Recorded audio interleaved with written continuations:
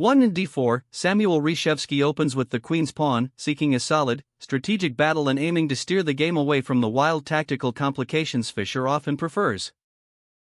1 in f6, Fischer responds with his most trusted and flexible move, developing a piece while keeping his options open for a variety of Indian defenses, signaling his readiness for any type of struggle. 2 c4, Reshevsky applies more pressure to the center, creating the classic queen's gambit pawn structure and preparing for a complex positional struggle for control of the key central squares.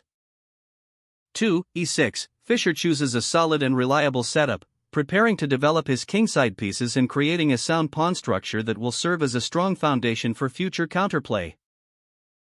3 nc3, the logical and most common developing move. Reshevsky brings his knight to its ideal square, reinforcing his central grip and preparing to meet any of black's plans. 3 d5, Fischer challenges white's central control directly, entering the solid and respected queen's gambit declined. He is content to achieve equality before outplaying his opponent in the middle game. For cxd5, Reshevsky chooses the exchange variation, clarifying the central pawn structure immediately. This can lead to quiet positions, but also to complex strategic battles revolving around the queenside minority attack. For nxd5, Fischer recaptures with the knight, entering the dynamic semi-terrace defense. This avoids the passive pawn structure of the standard QGD and keeps the position full of life and tactical possibilities. 5 nf3, Reshevsky continues with standard, logical development, bringing his knight to f3 and preparing to castle his king to safety. He aims for a slight but enduring positional pressure. 5 c5, the thematic counterpunch. Fischer challenges white's center, often leading to an isolated queen's pawn position in exchange for active piece play and open lines for his forces. 6 e3, a solid and principled move. Reshevsky reinforces his d4 pawn, blunts the scope of black's future, bb7, and prepares to complete his development harmoniously. 6 nc6, Fischer continues his rapid and logical development, bringing his knight to its best square to put pressure on white's center and prepare for the complex middle game struggle ahead. 7 bd3, the white bishop is developed to its most aggressive and useful square, from where it eyes the black kingside and supports white's control over the center. 7 b7, Fischer develops his bishop to a safe and flexible square, preparing to castle and completing his kingside development before embarking on more ambitious plans. 8-0, Reshevsky castles his king to safety, connecting his rooks and completing the first phase of the game. He is now ready to fight for the initiative in the middle game. 8-0, Fischer follows suit, castling his king and bringing his final rook into the game. The opening is now complete, and the strategic battle is about to begin. 9 f3, a very useful and subtle move. Reshevsky prevents any annoying nb4 ideas and prepares to expand on the queenside, a standard plan in these types of positions. 9 cxd4, Fischer decides to clarify the central situation, trading on d4. This gives white an isolated d-pawn, which is a strength in the middle game but can become a fatal weakness in the endgame. 10 exd4, the forced recapture leaves white with an isolated queen's pawn. This defines the entire strategy. White will use the pawn as a battering ram for an attack, while black will blockade and attack it. 10 nf6, a masterful repositioning. Fischer's knight moves to the ideal blockading square, from where it neutralizes the d4 pawn's strength and prepares to redeploy to a more active post. 11 bc2, Reshevsky repositions his bishop to a safer and more potent diagonal, from where it avoids exchanges and keeps a menacing eye on black's kingside. 11 b6, the thematic plan against the isolated pawn begins. Fischer prepares to develop his problem bishop to the long diagonal, where it will become a monster, putting pressure on white's center. 12 qd3, the queen moves to an aggressive post, connecting the rooks and creating a direct threat against the h7 square, forcing a concession from black. 12 bb7, the bishop arrives on its dream square. From b7, it controls the long diagonal, adds pressure to the white center, and becomes a key piece in black's strategic setup. 13 bg5, Reshevsky develops his final piece with a pin, hoping to disrupt black's defensive coordination and provoke weaknesses around the king that he can later exploit. 13. G6, the forced and best reply. Fischer breaks the pin, but this pawn move creates potential light square weaknesses around his king, a typical trade-off in these sharp positions. 14. F1, the rook moves to the central e-file, the most important file in IQP positions. Reshevsky is centralizing his forces, preparing for the decisive middle game clash. 14. Re8, Fischer calmly prepares to challenge White's control of the e-file, bringing another piece into the central struggle and demonstrating his readiness for the coming complications. 15. H4, an aggressive pawn thrust on the flank. Reshevsky attempts to create attacking chances and weaknesses on the king side, hoping to distract Fischer from his central plans. 15. RC8, Fischer brings his final piece into the game, placing the rook on the open c-file from where it can put pressure on White's queenside and support his central operations. 16. Rack1, Reshevsky logically brings his own rook to the c-file, neutralizing Black's pressure and preparing for a complex battle across the entire board. 16. Nd5, a powerful centralizing maneuver. Fischer's knight leaps to the ideal d5 square, challenging White's control and creating immediate tactical problems for Reshevsky to solve. 17. Na4, Reshevsky responds in kind, bringing his own knight into the heart of the action. The central battle is reaching a fever pitch, with both sides vying for supremacy. 17. F5, a bold and provocative pawn thrust. Fischer kicks the white knight and seizes more space, but this committal move also creates permanent weaknesses in his own kingside position. 18. Nc3, the knight is forced to retreat, but it moves to an excellent square from which it puts more pressure on the key d5 square, increasing the central tension. 18. Bxg5, a deep and surprising decision. Fischer trades his powerful fianchettoed bishop, betting that the disruption to White's pawn structure and the activation of his knights will be worth more. 19. Nxg5, Reshevsky recaptures, and his knight lands on an aggressive square, closer to the black king. He hopes to exploit the dark square weaknesses Fischer has created. 19. Nf4, the knight becomes a monster. It attacks the queen with tempo and lands on a devastating outpost, from where it will terrorize the white position for the rest of the game. 20. Qe3, the queen retreats to a central square, keeping the pressure on and preparing to meet Black's threats. The position is incredibly complex and double-edged. 20. Qxd4, a major strategic victory for Fischer. He captures the isolated d-pawn, removing White's main asset and converting his positional pressure into a material advantage. 21. Nb5, a desperate tactical attempt to create chaos. Reshevsky brings his knight into the attack, hoping to generate counterplay in a strategically difficult position. 21. c3, Fischer wisely chooses to trade queens.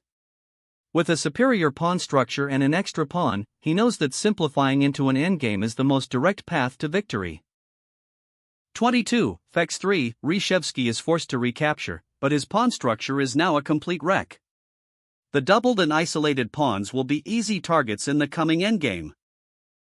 22. Nxg2, a brilliant tactical thunderbolt from Fischer. This stunning knight capture is an amazing in-between move that wins a crucial pawn and completely shatters White's coordination. 23. Kxg2, the white king is forced to recapture, but it is now drawn out into the open, where it will become a vulnerable target for Black's active pieces. 23. Nd4+, the point of the combination. A devastating discovered check that forks the king and bishop, winning more material and leaving White's position in absolute ruins. 24. B4, White is forced to interpose the bishop, but this is a futile gesture. The tactical storm has left his position completely shattered and strategically hopeless. 24. Bs4+, Fischer continues the forcing sequence with perfect precision, capturing the bishop and clarifying his decisive material and positional advantage. 25. Nex4, the forced recapture leaves White down a clear pawn with a worse position. The rest of the game will be a testament to Fischer's flawless endgame technique. 25. Nxb5, the knight completes its heroic journey, capturing the b-pawn and escaping to safety. Fischer is now up 2 pawns, and the win is a matter of technique. 26. Nf6+, a last, desperate check from Reshevsky, hoping to create some confusion, but it is a futile gesture against Fischer's cold-blooded precision. 26, kf7, the black king calmly sidesteps the check, moving towards the center where it will become a powerful piece in the final phase of the game. 27, nex8, Reshevsky captures the rook, regaining some material, but he has allowed black to create a powerful passed pawn and activate his king, which will prove decisive. 27, rex8, the simple recapture. Fischer's pieces are perfectly coordinated, and his superior structure and active king will be the decisive factors in the game. 28, e4, Reshevsky tries to restrict the black knight, but this only creates new weaknesses in his own pawn structure that Fischer will be happy to exploit. 28, nd6, the knight easily sidesteps the threat and repositions to a magnificent central square from where it controls the board and supports the advance of the passed pawns. 29, rc7+, the white rook invades the 7th rank, but it is a case of too little, too late. Fischer's own threats are far more potent and decisive. 29, kf6, the king continues its brave march up the board, a perfect example of the fighting king in the endgame. It will be the decisive attacking piece. 30, Urek1, Reshevsky prepares to double his rooks, his last hope of creating some sort of blockade or counterplay, but Fischer's plan is much faster. 30, h6, a useful prophylactic move. Fischer restricts the white king and prepares to create his own passed pawn on the king side, adding another unstoppable threat.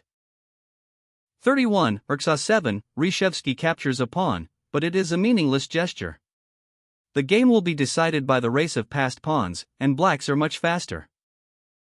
31, n4, the knight continues its journey, heading for a devastating attacking square from which it will support the pawns and harass the white king.